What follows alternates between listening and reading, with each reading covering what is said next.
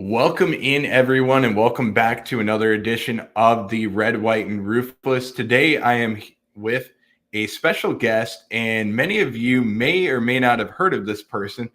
We have Hawk Tua actually on board today.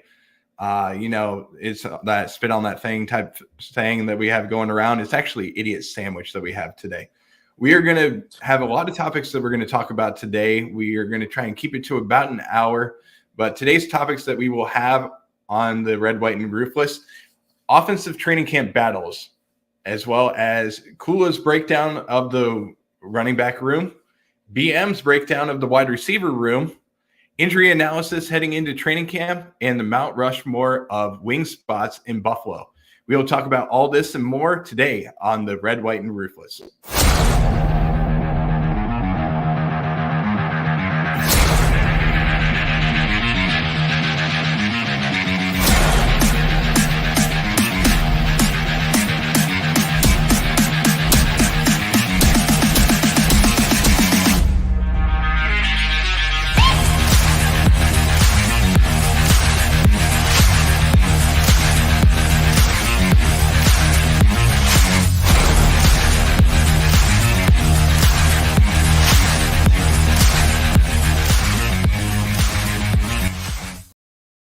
What is up, Bills Mafia? Welcome back to another edition of the Red, White, and Ruthless.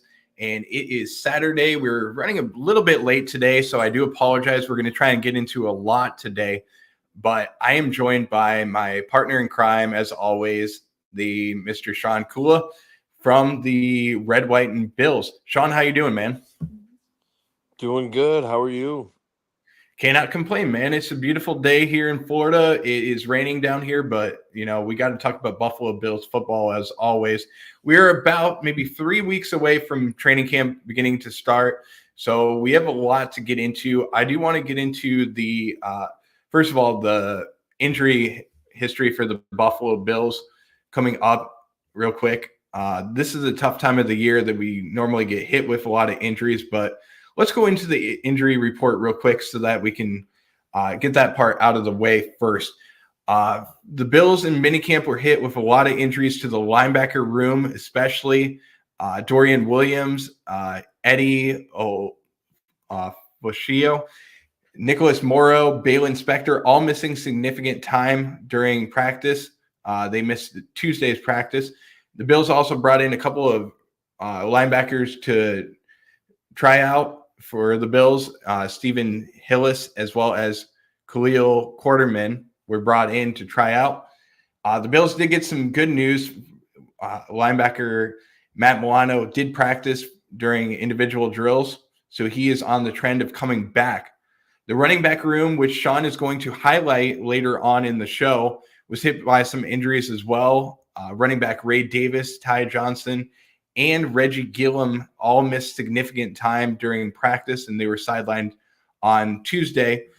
Other injuries to report: safety Mike Edwards and right tackle Spencer Brown were limited in practice with various injuries that they do have. And the Bills should have everybody back when training camp begins. So these are all the injuries that we do have to report right now. But we will see all these players back, and they should be competing in training camp once it begins in the later part of July. So that's the news update that we have here. But, Sean, let's get into a fun topic that we're going to talk about, and this is our second one that we will bring up, which is going to be the offensive camp battles that the Buffalo Bills will have.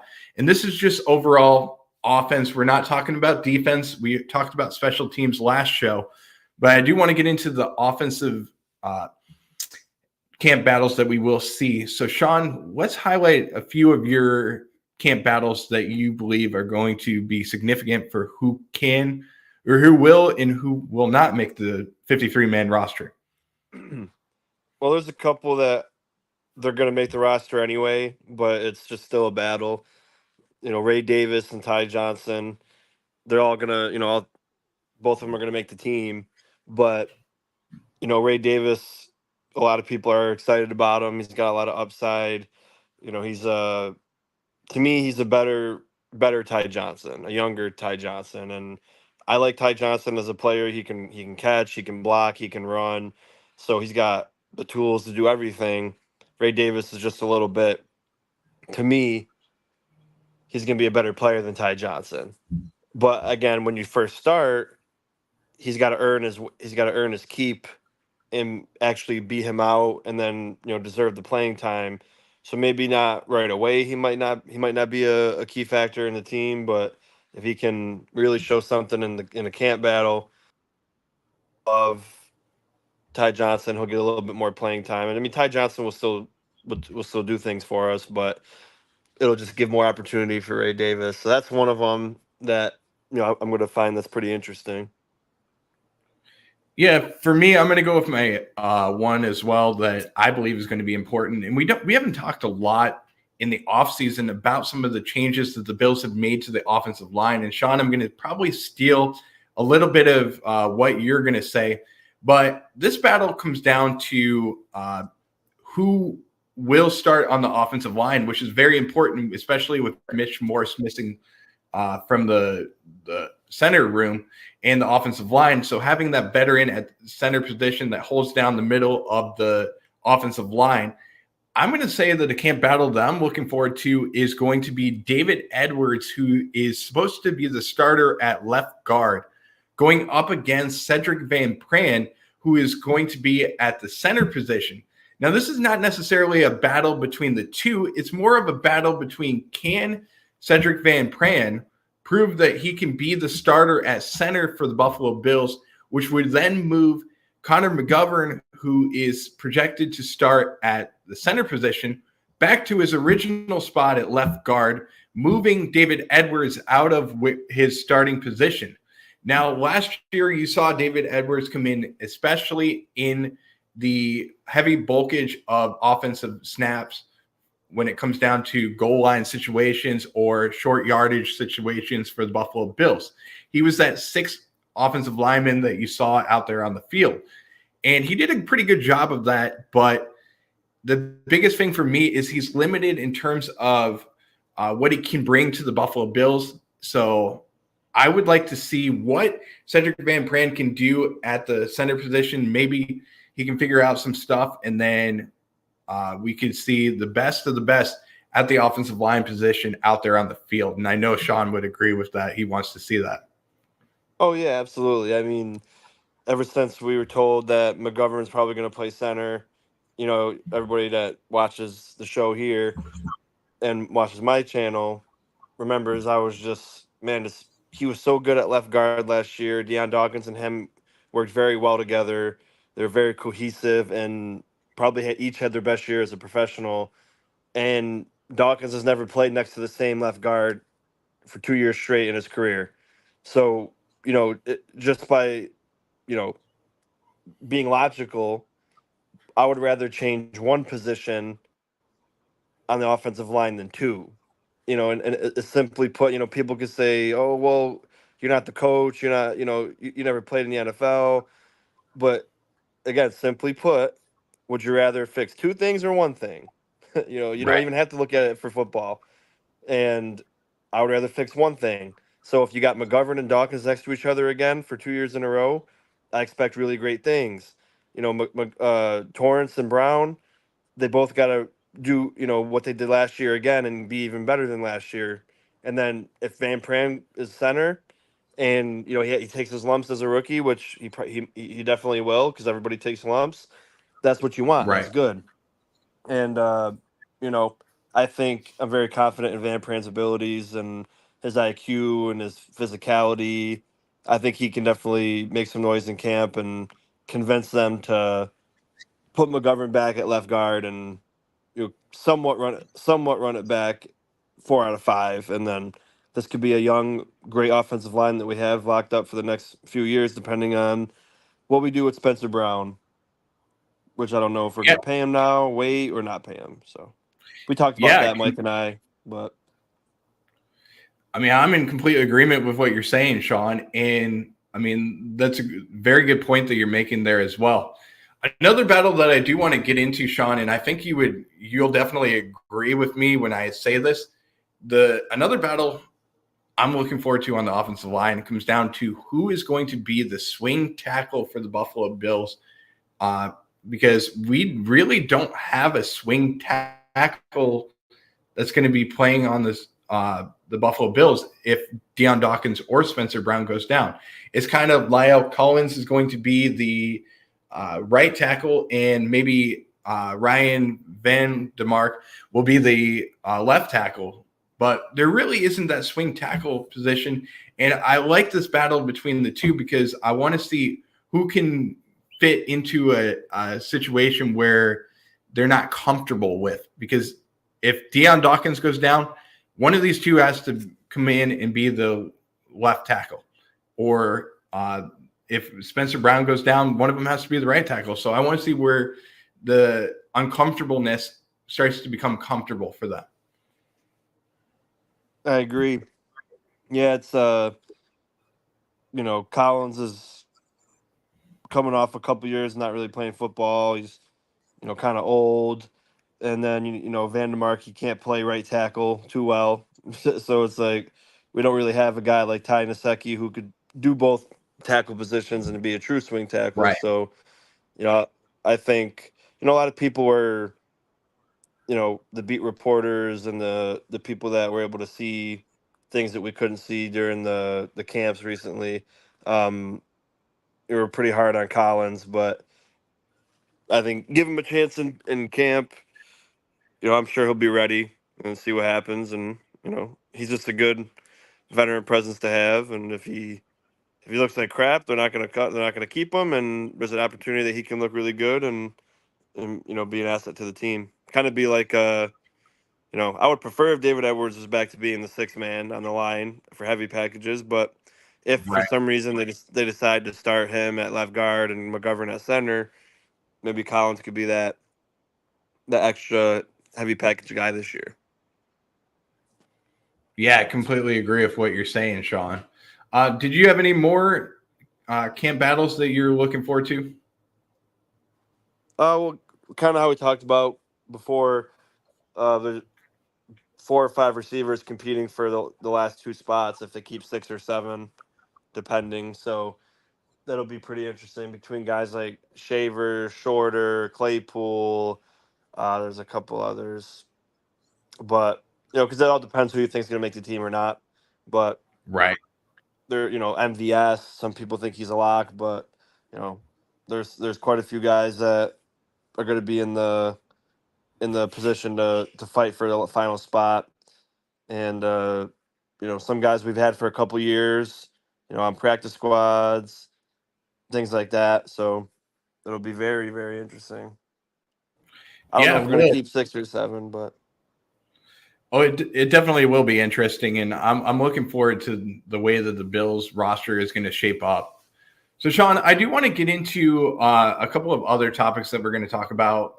The one that's probably going to take the longest, and excuse me for this, is going to be the breakdowns that we're going to do. Both of us have a position group that we were assigned that we were going to do a breakdown of. And, Sean, I want to know, do you want to start with the running backs or do you want to start with the wide receivers?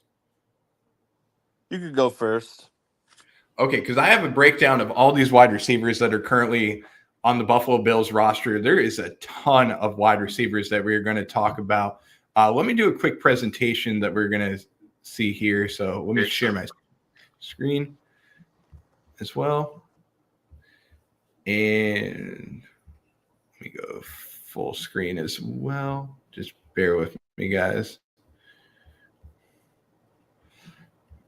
All right. All right, guys. So as you can see here, we have all the wide receivers that we're going to talk about today. Starting off with Keon Coleman that we're going to talk about. He is listed at 6'3", 215 pounds, coming from Florida State. This is just more of a get to know you type thing that we're going to do on each player because some of you may not know the turnover of the Buffalo Bills roster. So we have about 40% of our roster that's turned over.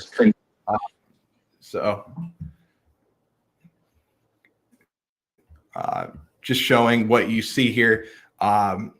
Receptions, we see at 50 receptions last season for Florida State. 658 receiving yards, and 11 touchdowns. Some of his pros and cons you see are outstanding acceleration, elite timing, as well as exceptional foot speed. Inconsistent in the run blocking is some of the things that he can work on, as well as he struggles in long speed. But we'll go into our second player, and this is just more of how the depth chart is falling for the Buffalo Bills. This is what I did. Second player, Curtis Samuel, coming over from the Commanders last season, playing 53% of the offensive snaps, listed at 5'11", 195 pounds, 62 receptions for 613 yards and 4 touchdowns last season. Has some familiarity with the Buffalo Bills as he was a member of the Carolina Panthers when Brandon Beane drafted him. He is a little bit underrated as a route runner with exceptional yards after the catch ability, but he does have a little bit of an injury history that kind of makes him a little bit of a worrisome on the Buffalo Bills, missing 23 games in his career so far. So that's one of the things that worries me about him. But he will be the number 2 wide receiver more than likely for the Buffalo Bills unless they do go out and sign a big free agent, which I doubt will happen. So that's pretty much where we stand there. Third on the list is Khalil Shakir, listed at 6 foot, 190 pounds. Always open is pretty much how you can determine him. Last season, he had 39 receptions for 611 yards, 2 touchdowns on the season, but he could command even more this season because he is the most he has the most receptions of any wide receiver for the Buffalo Bills in terms of a receiver coming back to the team from last year. So always open, yak yardage. I spelled it a little bit wrong. I apologize. But smaller frame and concentration are some of the things that he needs to work on as well, and does not secure the deep throws. That's another area that he can work on as well. Next player on the list, which will be a backup for the Buffalo Bills, Marquez Valdez-Scantling, who is a player that we're going to target and talk about on the Go Bills podcast coming up later this week. Offensive snaps that you see, 54.69% of the offensive snaps played last season for the Kansas City Chiefs. Age 27, 6'4", 196 pounds, 21 receptions for 315 yards and 1 touchdown last season with the Chiefs. He was important in the playoffs for the Chiefs, doing a good job of defeating our Buffalo Bills last season with a couple of really good catches in that game. He is a serviceable short yardage receiver who is underrated as a route runner with big play ability as well as gadget plays as well. He does have a little bit of a limited side to him in terms of tracking deep balls and not a perimeter wide receiver threat, but he does have a couple of other areas that he was struggles in as well. And I do apologize. I do have a couple of things that were posted on here that were for Curtis Samuel, but got transferred over on the slide. But some areas that he needs to work on as well. Matt Collins coming over from the Atlanta Falcons, playing 30.53% of the snaps with them. He is a special teams core player. He was the captain last season for the Atlanta Falcons. He's going to bring size as well as the ability to catch with his hands with strong, quick cuts on him. Limited in terms of receptions, 18 receptions, 251 yards, but he does have the locker room presence that you want at the wide receiver position. Does come with a little bit of a cap hit at $2.48 million on the cap as well. Chase Claypool, who previously played for the Pittsburgh Steelers, the Chicago Bears, as well as the Miami Dolphins, comes to the Buffalo Bills, playing 4.64% of the offensive snaps, listed at 6'4", 238 pounds. You're starting to see the trend that Brandon Beane's going for, which is the big body wide receivers for the Buffalo Bills. Physical, tough character to him, and he does have some cons of linear speed as well as drops. If he can be that wide receiver that he was with the Pittsburgh Steelers, where he had a couple of good years with Ben Roethlisberger, then this is the absolute win for the Buffalo Bills in terms of getting him in the building. And if he can just focus and become that star wide receiver that he once was, then I'm looking forward to seeing what he can do on the field as well. Justin Shorter, who was previously with the Buffalo Bills last season, did not play any snaps last year, missing the whole entire season with a hamstring injury, is listed at 6'4", 223 pounds. Like I said, misses the whole entire year, but does have some promise to him with long arms, precise route running ability, and quick acceleration. But he's limited in terms of his route tree and press man coverage. If he can come in and be that number 6 wide receiver, which is where I'm projecting him to be right around, then this is going to be a great wide receiver room for the Buffalo Bills. Does have the size, like we mentioned, that in the jump ball ability. It's just more of if he can stay healthy and make the team, that's where we're going with. Now, like Sean mentioned earlier, this is where things start to get a little bit different in terms of the wide receiver room. If the Bills decide to keep 7 guys on the roster, then it comes down to some of these players that I will mention. KJ Hamler, previously playing for the Denver Broncos, comes to the Buffalo Bills on a futures contract, listed at 5'9", 178 pounds. He's a very small and limited production wide receiver, lacks boundary ability, but he does have the ability to be very good in terms of elite running after the catch, explosive speed off the line, as well as a dominant slot wide receiver. Just not going to be good in terms of the boundary wide receiver that you're looking for. Listed at 5'9", 178 pounds, and previously playing for the Denver Broncos, he could come in and be another guy that can push Justin Shorter off the roster. Andy Isabella, who was on the practice squad for the Buffalo Bills last season, previously playing for the Arizona Cardinals as well as the Baltimore Ravens. He was on the Bills last season, did not have any snaps or receptions or anything like that. Listed at 5'9", 188 pounds. Pros for him, vertical threat, as well as great college athlete. Just very limited in terms of what he can do on the field. Pretty much a slot wide receiver that you're normally going to see. Tyrell Shavers, who was with Buffalo last season, pretty much didn't do anything at all. Was good in the preseason for the Buffalo Bills. Very tall wide receiver out there. Just good route discipline as well. Pretty much just lacks the burst as well for the Buffalo Bills, but we'll see what he can do in the preseason for the Bills. Brian Thompson comes in as well. Age 25, 6'1", 195 pounds. Gets vertical to make receptions, strong hands, as well as lacks deep burst for the Buffalo Bills. Lawrence Keys. I apologize, guys. I'm going to take a second. Lawrence Keys comes into the Buffalo Bills from Tulane. 5'10", 170 pounds. Excellent blocker, as well as notable ball skills. Reads, tracks well, elusive wide receiver, but undersized height measurements as well as lacks strength are some of the issues that he has. But he was brought into the Buffalo Bills as an undrafted free agent, and it'll be interesting to see what he can do. He had 33 receptions for 599 yards and 7 touchdowns at Tulane last season. Xavier Johnson, another wide receiver for the Ohio State Buckeyes last season, playing 54.69% of the snaps for the Buckeyes last season.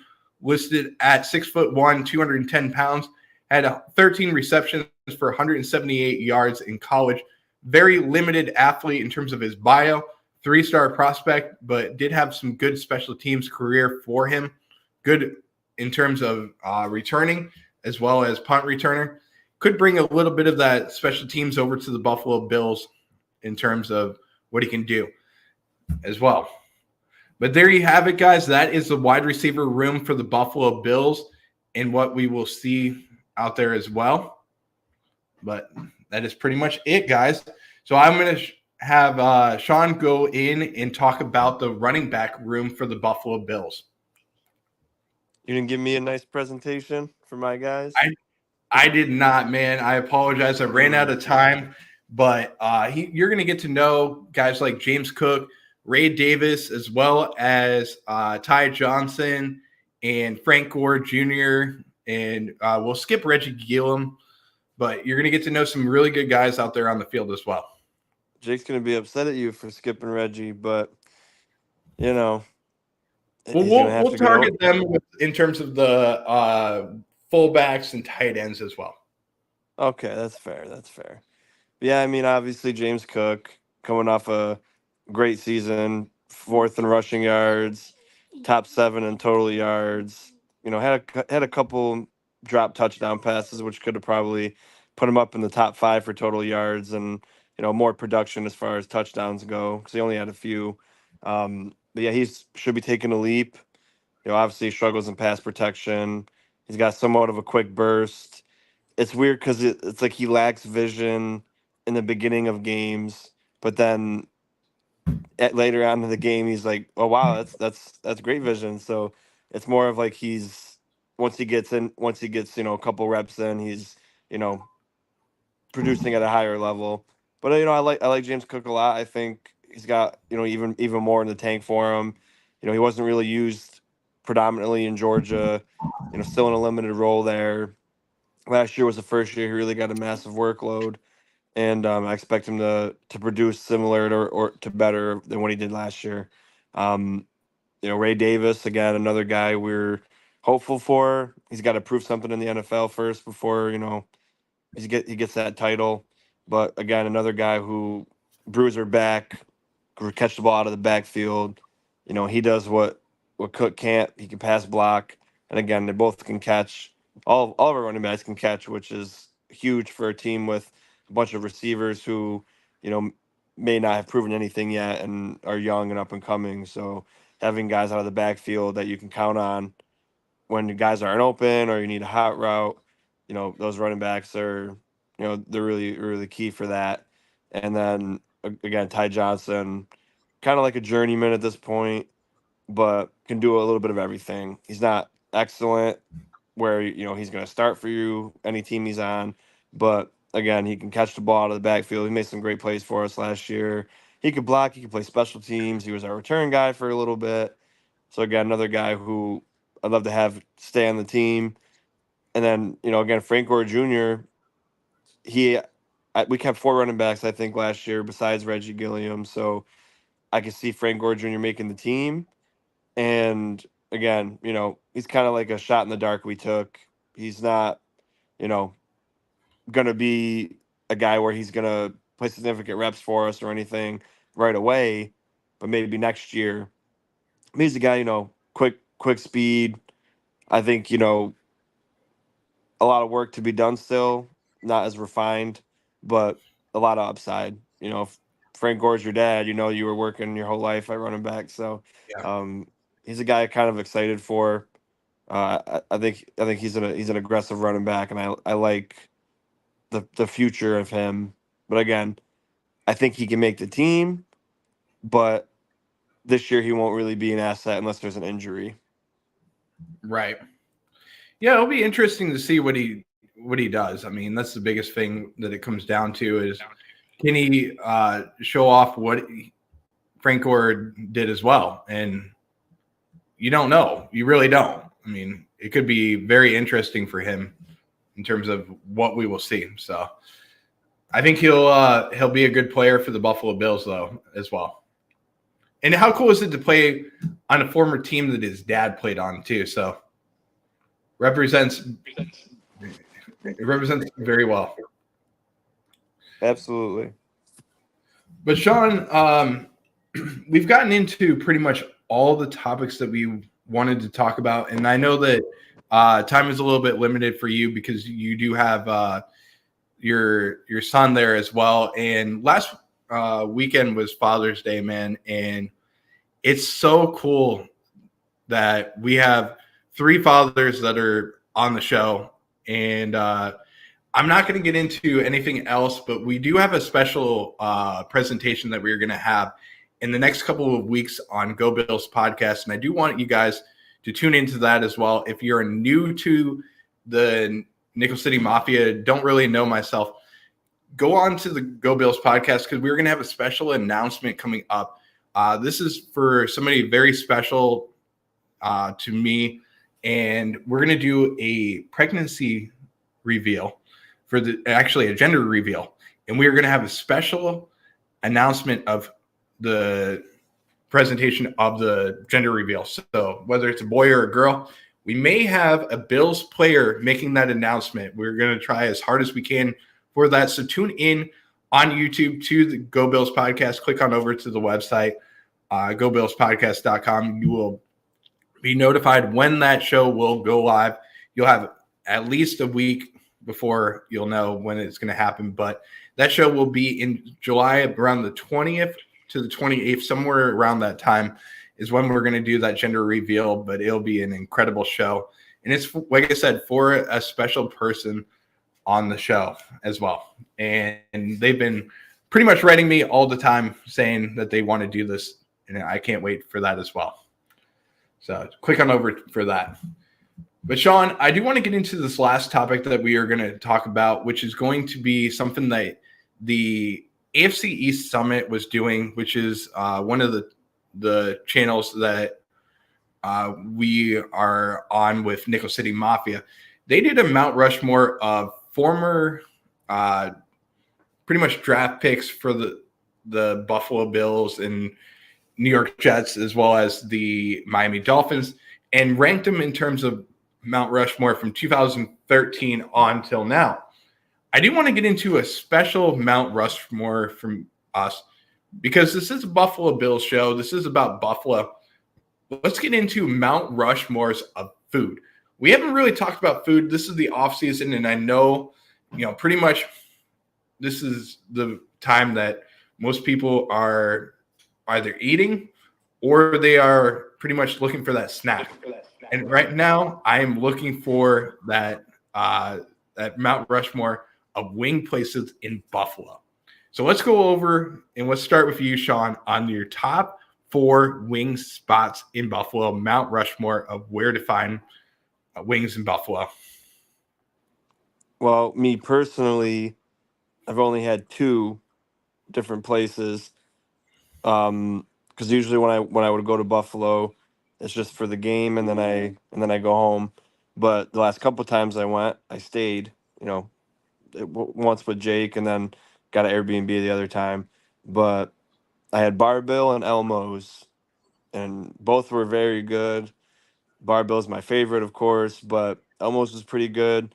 Jake kind of screwed us over a little bit because it's the double dipped, double fried wing, and the sauce we got was the medium and barbecue together. But they said the medium wasn't hot, so Jake was like, "Oh yeah, okay, we're good." But the medium was like extra hot, so it was like it was so covered in sauce with the extra heat. They were very good still, but even Jake was like, "Man, this is hot for me, and I like hot." So Elmo's was still pretty good, but nothing so far. Nothing's beaten Barbell for me. Also had the beef on weck at both places, and I'll say if you mix them both together, if you could have put the beef on weck bread from Elmo's with the beef on weck beef from Barbell, it would have been a perfect sandwich. But yeah, there's great places everywhere. You hear people talk about Wing Nuts. I've never been there yet. Right. I've never been to Duff's, but Jay kind of told me it's a little bit more commercial now at Duff's, but we are going to go on a wing trail. We tried going to 911 Tavern, Jake and I, way too busy, but there's a lot of great spots out there where Jake would be able to give you a good top 4, but I had Barbell and Elmo's, and Barbell's number 1 for me. Yeah, for me, I mean, when I went up to Buffalo, I tried Barbell. I absolutely loved the wings, the Cajun honey barbecue wings, by far my favorite. So definitely on my top 4 list. Gabriel's Gate, that's another one that's extremely good in Buffalo. Yeah, we tried to go there too. It was too busy as well. We got to make sure that we go there as well. I mean, I've heard nothing but good things about them. And I pretty much did my list based off of my cousin who lives in Buffalo. I don't live in Buffalo, so I haven't tried some of these places that you guys are talking about. I haven't been to 911 Tavern, Gabriel's Gate. So this is pretty much my cousin's list that we are doing. But places I want to try are, first of all, I've been to Barbill, so that's fine. So Barbill, definitely want to try 911 Tavern, Gabriel's Gate, as well as, for me, Doc Sullivan's. Excellent wings as well there. So that's my top 4. I mean, there's excellent places to go to in Buffalo, and you can find some of the best wings overall there, as well as the only place to get blue cheese in the world is in Buffalo. And if you go elsewhere, you go to California like Mike is in, you go to Florida like I'm in, or you go anywhere else in the world, you will not get the same blue cheese. So it's okay to eat ranch if you're outside of New York, I will say. So bear with me when I say that. It's okay to eat ranch if you're outside of New York. But when you're in Buffalo, you have to have blue cheese. But I do want to say this last part, guys, because some of you may be traveling. You may be going to different places. I'm from Florida. I've lived in the Tampa region my whole entire life, pretty much traveling to and from Buffalo to visit family and everything. But if you're in the Tampa region, you're looking for a great place to go to for wings in the Tampa area, I will tell you this right now. Casa de Pizza in Bradenton off of State Route 64. Best wings that I've ever had. Best pizza I've had around here. Best food I've had all along. Great food, great place. Buffalo Bills fans by far. Bills backers bar with some of the greatest food you can possibly imagine.